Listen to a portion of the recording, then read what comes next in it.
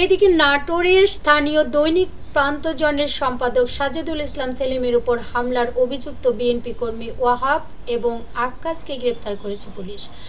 রোববার ৭ এপ্রিল রাতে সদর উপজেলার চন্দ্রকোল এলাকায় তাদের নিজ বাড়ি থেকে গ্রেপ্তার করা হয়। নাটোর সদর থানার ভারপ্রাপ্ত কর্মকর্তা ওসি মাহবুব রহমান জানান, রোববার রাত ৯টার দিকে যৌথ বাহিনী অভিযানে তাদের গ্রেপ্তার করে। সোমবার দুপুরে তাদের আদালতে পাঠানো হয়।